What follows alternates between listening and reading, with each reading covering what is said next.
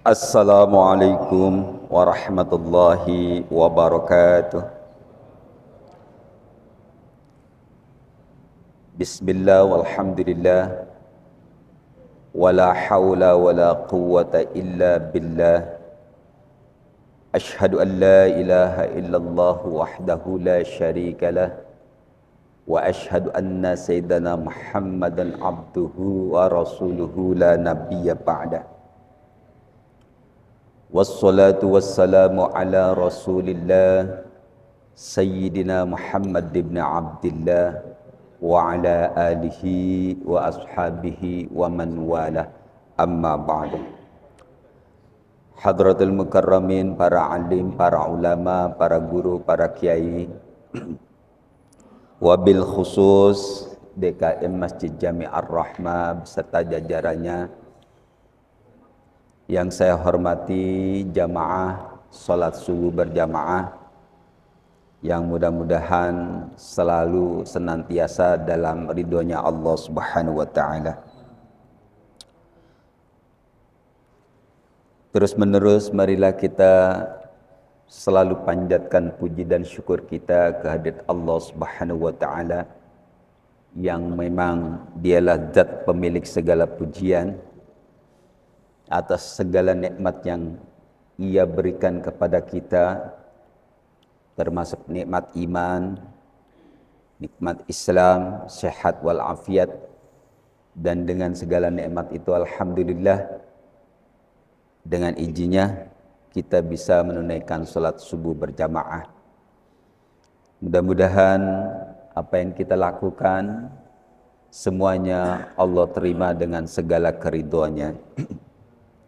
Salawat serta salam semoga Allah senantiasa curahkan ke haribaan junjungan Nabi besar Muhammad sallallahu alaihi wasallam kepada para keluarganya, para sahabatnya, dan mudah-mudahan salawat serta salam itu juga tercurah kepada kita semua sebagai pengikutnya. Amin ya rabbal alamin.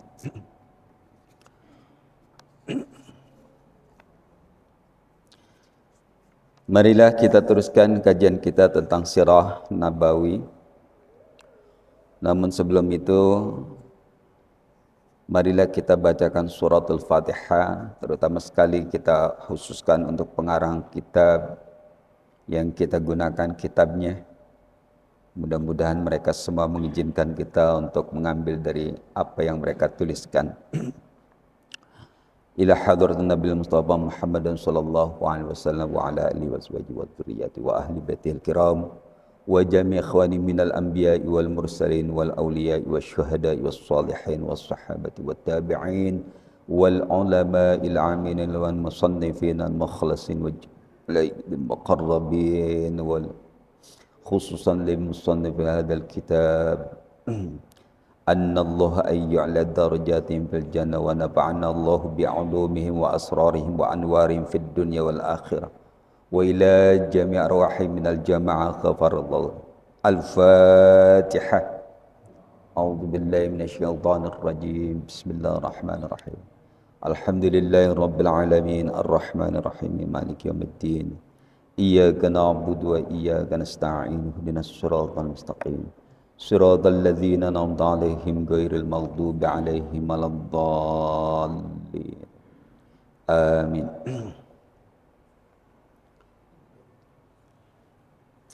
اللهم صل على سيدنا محمد طب القلوب ودوائها وعافية الأبدان وشفائها ونور الأبصار وضيائها وعلى آله وصحبه وسلم. اللهم صل على سيدنا محمد طب القلوب ودوائها وعافية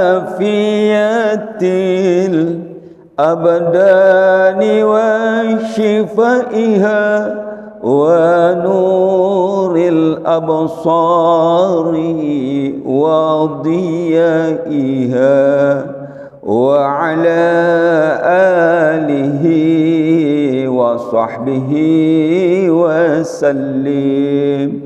اللهم صل على سيدنا محمد طب القلوب ودوائها وعافية الأبدان وشفائها ونور الأبصار وضيائها وعلى آله وصحبه وسلم. Allahumma salli wa sallim wa barik alaihi wa ala alihi.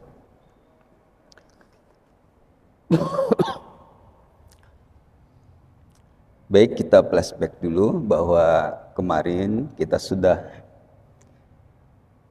mendapatkan informasi bahwa baginda Rasul setelah dikembalikan kepada ibunya, kemudian ibunya wafat, Sayyidah Aminah, kemudian pemeliharaan turun ke kakeknya Said Abdul Muttalib. Kemudian setelah kakeknya wafat, turun lagi ke pamannya Abu Thalib. Ada beberapa kisah yang memang tidak banyak diceritakan, mungkin terjadi khilaf. Jadi artinya beberapa kitab tidak mencantumkan peristiwa-peristiwa pada saat dalam pemeliharaan Said Abdul Muttalib. Di antaranya yang jarang kita dengar, baginda Rasul masa dalam pemeliharaan Said Abdul Muttalib itu pernah menghilang. Jadi, tapi tidak banyak kitab yang mencantumkan. Mungkin karena terjadi perbedaan. Dan dari situ informasinya ternyata Waraqah bin Naufal itu sudah mendampingi beliau sejak dalam pemeliharaan Said Abdul Muttalib. Jadi kesimpulan beliau saat beliau tiba diturunkan wahyu, paham. Karena baginda Rasul sejak kecilnya sudah semacam dipantau ini. Karena Waraqah bin Naufal ini seorang pendeta Nasrani yang memang dalam kitab-kitab mereka konon bahwa nabi terakhir itu akan turun dari bangsa Arab. Kemudian beralih kepada Said Abu Thalib. Said Abu Thalib ini nama sebenarnya bukan nama sebenarnya Abu Thalib. Nama aslinya malah Abdul Manaf. Jadi ada di dalam jalur keturunan atasnya itu baginda Rasul ada dua Abdul Manaf. Yang satu nama benar, yang satu nama nama samaran. Jadi Abdullah, Abdul Muttalib, Hashim, Abdul Manaf, Qusay, Kilab. Abdul Manaf yang di atasnya Said Qasim itu bukan nama sebenarnya. Nama sebenarnya Al-Mughirah. Kenapa dipanggil Abdul Manaf? Karena Al-Mughirah, Said Mughirah ini lebih mirip dengan kakek buyutnya Said Abdul Manaf. Jadi dipanggilnya Abdul Manaf Junior lah kira-kira kalau orang-orang barat gitu. Jadi tiba dalam pengasuhan Abu Thalib. Kemudian yang perlu kita pahami bahwa ternyata bagian dari usia beliau lebih lama dengan Said Abu Thalib. Dari mulai berarti penyerahan, wafat Sayyidah Aminah 6 tahun, kemudian usia 6 tahun, kemudian beralih ke Said Abdul Muthalib sampai usia 8 tahun. Dari 8 tahun sampai 25 tahun. Jadi kira-kira lebih lama dengan Said Abu Thalib. Itu sebabnya rasa sayang beliau terhadap Said Abu Thalib tidak diragukan. Sehingga saat wafatnya beliau, seperti yang kita dapatkan informasinya, kesedihan beliau sangat luar biasa. Berharap bahkan beliau bersyahadat, tapi soal hidayah itu memang urusan Allah Subhanahu wa taala. Meskipun banyak ulama juga menafsirkan bahwa mungkin saja Said Abu Thalib itu sudah beriman, cuma tidak menyatakan.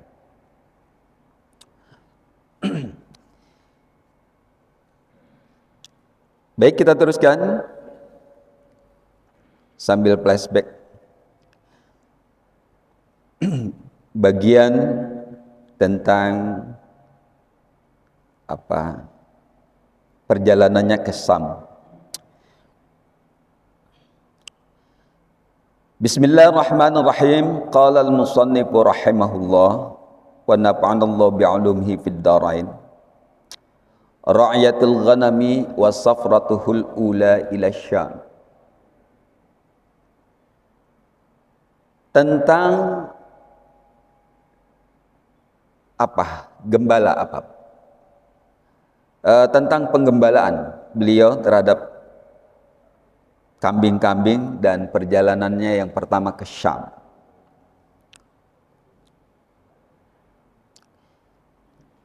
Kana sallallahu alaihi wasallam fi saghirihi yar'al ghanama li ahli Makkah bi ujrati ya'ishu minha. Baginda sallallahu alaihi wasallam di masa kecilnya, yaitu 8 tahun, yar'al ghanam, menggembala kambing, li ahli Makkah, kambing-kambing milik orang-orang Mekah sekitarnya, bi ujrah ya'ishu minha, dengan upah. Jadi Nabi jadi gembala kambing saat beliau dalam pemeliharaan Abu Thalib. Karena seperti disampaikan kemarin bahwa Said Abu Thalib ini meskipun orang berpengaruh, tapi tidak terkenal kaya. Meskipun saudagar juga, tapi tidak terkenal kaya. Oleh karena itu, Baginda Rasul membantu beliau dengan cara menjadi gembala kambing orang-orang Mekah dengan upah. Yang dengan upah itu beliau hidup mandiri. Bahkan sebagian selisih upahnya itu kemudian setelah Rasul menjelang pernikahan itu diserahkan dalam bentuk simpanan yang luar biasa. Ini nanti kita akan lihat maharnya Baginda Rasul kepada Sayyidah Aminah. Jadi meskipun terlihat sederhana gitu, tapi karena rajin, dan Rasul mungkin kalau kita hemat. Jadi itu dikumpulkan oleh Said Abu Thalib. Begitu nikah, diberikan semuanya. Dari sinilah Rasul mendapatkan pelajaran-pelajaran dan orang-orang Mekah senang dengan hasil yang beliau tunjukkan, karena ternyata kambing-kambing yang dipelihara oleh beliau, digembalakan oleh beliau, selalu gemuk, selalu mendapatkan rumput-rumput hijau. Entah rumputnya tiba-tiba ada, entah memang begitu. Jadi begitulah di luar adat gitu ya, di luar fenomena yang biasa. Jadi setiap kambingnya diarahkan kemana juga kambingnya menemukan rumput. Meskipun orang-orang Arab tadi kering gitu. Ya memang entah seperti itu. Tetapi itulah yang terjadi sehingga Rasul dipercaya oleh banyak orang Mekah untuk menggembala kambing. Kita bisa bayangkan kira-kira upahnya gitu di usia 8 tahun dengan kambing. Memang tidak diceritakan berapa kambingnya.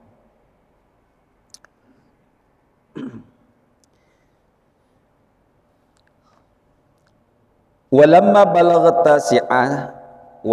balaghat tasi'ata min umrihi safara ila Syam ma'a ammihi Abi Thalib bitijaratin. Dan ketika sampai usianya 9 tahun, ini ada perbedaan, di kitab Khulasanya 9 tahun, sementara di kitab aslinya 12 tahun. Mungkin ada reduksi ya, artinya Said Umar Abdul Jabbar memilih 9 tahun. Safara ila Syam, berangkat pergi ke Syam ma'a ammihi Abi Thalib bersama pamannya Abu Thalib bitijaratin, dengan suatu perdagangan. Walamma balagat sinnuhu alaihi salatu wassalam isnatai asyara, di aslinya isnatai 12 tahun. Asyara sanatan arada amhu wa kafiluhu as-safara bitijaratin ila Syam. Ketika usia beliau mencapai 12 tahun, pamannya bermaksud melakukan perdagangan ke Syam bersama kafilah, rombongan kafilah. Fasta'dhamar Rasul sallallahu alaihi wasallam firaqahu.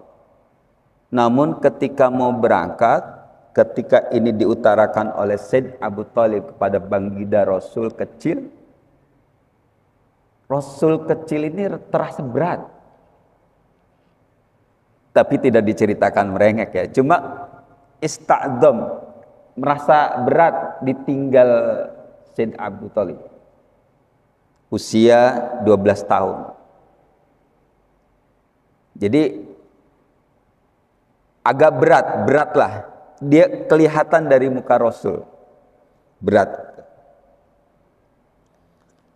Kalau di Qaulul Munji begitu melihat karena terlihat berat, Said Abu Thalib bersumpah, saya tidak akan berpisah dengan ponakan saya. Jadi kalau saya pergi, saya harus bawa.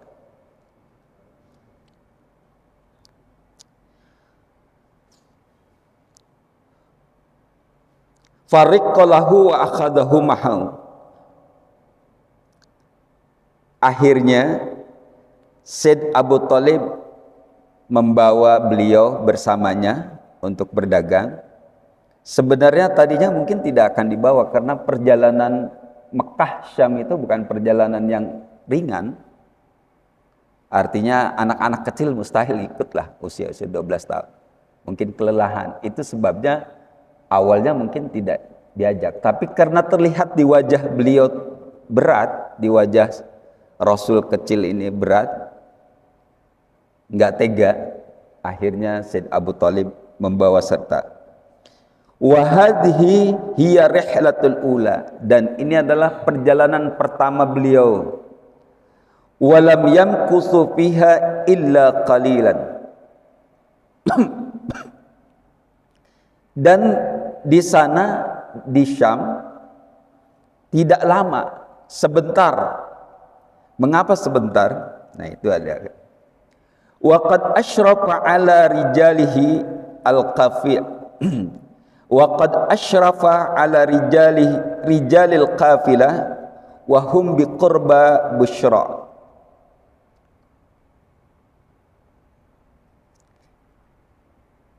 Ada seseorang yang memperhatikan kafilah. Jadi di perjalanan antara Mekah ke Syam itu lewat Busra namanya. Busra itu bukan masuk kota, tapi tidak masuk ke wilayah kotanya Syam. Kalau kita ke Jakarta, Tangerang, atau mungkin sekitar itulah. Kalau dari Kulon ke Tangerang, kalau dari arah sana itu mungkin Bekasi lah. Jadi belum masuk kota Syam. Baru masuk Busra. Itu ibu kotanya dari kota kecil Hauran namanya. Jadi belum masuk. Nah, di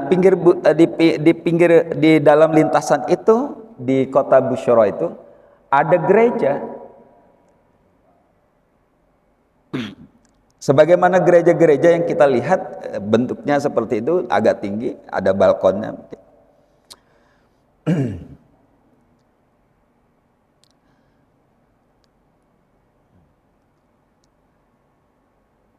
Yaitu seorang rahib memperhatikan kafilah, namanya Bahira Rahib,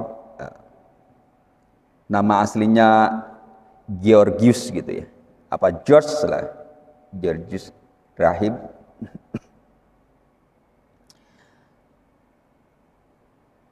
Beliau memperhatikan dari jauh, mungkin dari atas balkon kali ya, karena perjalanan terlihat jalan. Kalau sekarang kurang bisa memperhatikan karena mobil. Tapi kalau rombongan jalan mungkin bisa kelihatan. Rombongan jalan gitu, panjang kafilah. Jadi di lintasan itu jadi digambarkan begini. Perjalanan itu dari Makkah mau melewat kota Basra gitu. Itu ada bukit. Jadi titik tumpunya orang baru datang dari Mekah lewat situ kelihatan di bukit itu. Jadi menongol dari bukit ini kelihatan. Nah, pendeta Buhairah ini itu melihat kok begitu kafilah ini berlalu terlihat ini entah penglihatan mata atau penglihatan batin. Batu-batu, pohon-pohon itu bersujud. Batu dan pohon bersujud.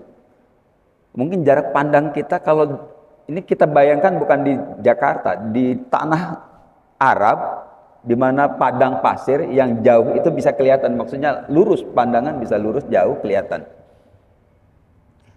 Jadi begitu keluar, itu Buhairah melihat batu dan pohon-pohon bersujud. Sehingga beliau turun. Begitu mendekat, beliau mencoba menabrak barisan. Jalan, menabrak barisan. Padahal barisannya panjang ini, kafilah. Ya, rombongan kafilah itu minimal 8 unta, itu paling kecil. Nabrak. Jadi ngikut. Jadi ini ke arah sini sampai bertemu titik pada baginda Rasul.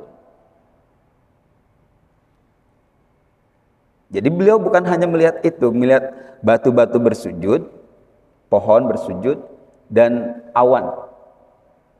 Jadi kafilah ini tidak terlihat dipanasi matahari lewatnya.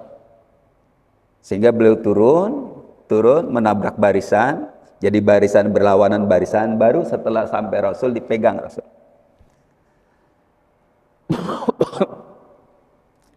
Hada Sayyidul Mursalin. Orang Arab bingung. Kafilah saat itu dari mana kamu tahu? Jadi ditanya, bagaimana kamu tahu? Akhirnya untuk ngobrol disuruh mampir ke gereja. Jadi beda dengan kita masjid ya. Jarang ada masjid ada tempat makannya. Gereja mah ada tempat makan. Karena gereja biasanya di situ tinggal rahibnya. Di masjid mah jarang imam masjid tidur di situ gitu. Gereja mah sampai sekarang ada. Pendetanya tidur di situ. Ada rumahnya di situ. Ada, ya tentu ada jamuan tempat buat makan. Akhirnya itu rombongan dijamu oleh Buhairah. Di situ diceritakan cerita. Tentu siapa anak ini bersama siapa? Siapa ininya? Temuilah Abu Thalib. Abu Thalib diceritakan kenapa begitu.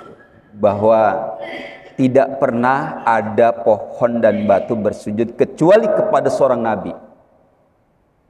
Maka Buhairah ini tahu. Buhairah menasihati, jangan lama-lama di Sam. Kenapa? Khawatir orang Romawi dan orang Yahudi tahu, dikejar. Ini dalam perjalanan ke Sam. Dinasihati seperti itu. Biasanya kalau kafilah berdagang jauh lebih lama. Tapi memang itu yang dipulangkan yang rombongan kecil, dari sebagian kecil dipulangkan setelah sampai Syam, dipulangkan anak-anak Abu Thalib dan baginda Rasul. Khawatir. Tapi pulangnya diminta jangan lewat kota itu lagi. Dan jangan lewat kota Busra. Jadi pulangnya muterlah entah ke mana.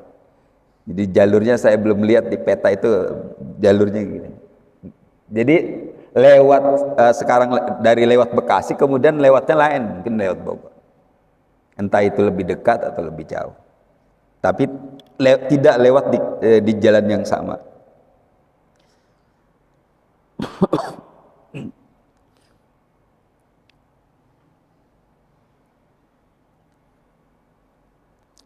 Fasalahum amma ra'ahu fi kutubihim al-muqaddasati min bi'satin nabi minal Arab fi hadzal zaman.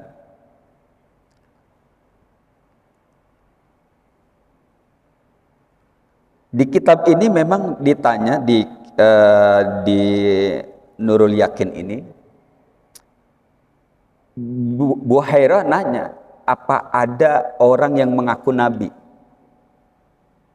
Di Rahikul Maktum tidak diceritakan. Dia sudah memegang kalau di Rahikul Maktum, kemudian di berjanji syarah Qaulul Munjinya, itu langsung mendapatkan baginda Rasul. Tapi kalau di kitab ini, Buhairah nanya, ada nggak yang mendakwahkan diri sebagai Rasul? Jadi rupanya memang Rasul, baginda Rasul itu sudah dipirasati oleh banyak orang-orang pendeta-pendeta Samawi, artinya orang-orang beragama dari Samawi. Sudah dipahami bahwa akan lahir. Faqala innahu lam yadharu lil an. Enggak ada orang yang mengaku nabi. Belum ada gitu. Wa hadhil ibarah kasiran makana yalhaju biha ahlul kitab min Yahudi wa Nasara qabla bi'satir Rasul sallallahu alaihi wasallam. Itu menunjukkan pertanyaan itu artinya itu hanya bagian dari yang diceritakan, yang tercatat oleh sejarah, yang tercatat oleh riwayat, bahwa sesungguhnya apa yang disampaikan oleh Al-Quran itu benar. Semua orang Nasrani, orang Yahudi menantikan kedatangan Rasul. Dan mereka tahu Rasul terakhir dari Arab. Itu sebabnya kalau orang Yahudi tahu siapa yang jadi rasul, sejak awalnya pasti diburu. Dia tidak ingin ada rasul terakhir dari Arab. Itu hebatnya Yahudi, menentang. Apa yang benar dari riwayat ini? Yaitu firman Allah, falamma ja'ahum ma'arafu kafaru bih fala'natullahi 'alal kafirin. Allah menegaskan, mereka itu nanya, seandainya datang Rasul, kapan datang Rasul? Jadi seolah-olah dinantikan kedatangannya. Tapi begitu datang, falamma ja'ahum ma'arafu kafarubi.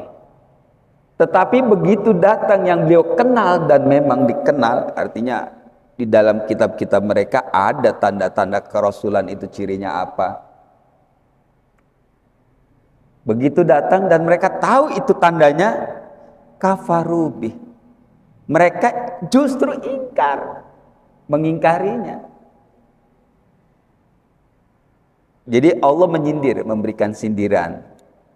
Ini orang-orang ya kayak, emang kebanyakan orang kalau ya kayak kita lah. Kalau waktu miskin, cita-cita waktu saat miskin itu biasanya banyak. Kalau saya kaya nanti akan kasih ini, kasih itu, kasih banyak. Emang begitu, emang ini manusiawi. Begitu juga dalam hal rohani. Nanti kalau seandainya ada Rasul, saya akan begini. Begitu datang, kafir. Jadi ini sifat lumrah manusia sebenarnya. Jadi begitu juga orang-orang miskin yang banyak mimpinya. Kalau miskin mah seneng itu, cita-citanya banyak, sedekahnya banyak. Cita-cita sedekahnya, cita-cita memberi itu banyak. Tapi begitu jadi kaya, enggak jadi. Ya memang begitu. Seperti itulah. Itu juga terjadi pada hal-hal yang bersifat rohani. Itu saja yang bisa saya sampaikan. Jadi dalam perjalanan ini di Syam, beliau dipertemukan dengan pendeta Nasrani yang bernama Gerjus, atau orang Arabnya kenalnya Buhaira, di Busra, ibu kota Hauran. Dan pendeta itu menyatakan bahwa Rasul ini akan jadi Rasul, artinya inilah penutup para nabi dan Rasul. Tetapi yaitu tadi, begitu Rasul diangkat, yang terjadi adalah perlawanan atau keingkaran mereka semua. Kurang lebihnya wallahu a'lam bissawab. Al-Fatihah. A'udzubillahi minasyaitonir rajim. Bismillahirrahmanirrahim. Alhamdulillahirabbil alamin arrahmanir rahim maliki yaumiddin. Iyyaka na'budu wa iyyaka nasta'in. Ihdinas siratal mustaqim. Siratal ladzina an'amta 'alaihim ghairil maghdubi 'alaihim waladdallin. Mari kita baca kafaratul majlis. Subhanakallahumma wa bihamdika asyhadu an la ilaha illa anta astaghfiruka wa atubu ilaik. Kurang lebihnya mohon maaf. Akhirul kalam, wallahul muwaffiq ila aqwamit thariq. Wassalamualaikum warahmatullahi wabarakatuh.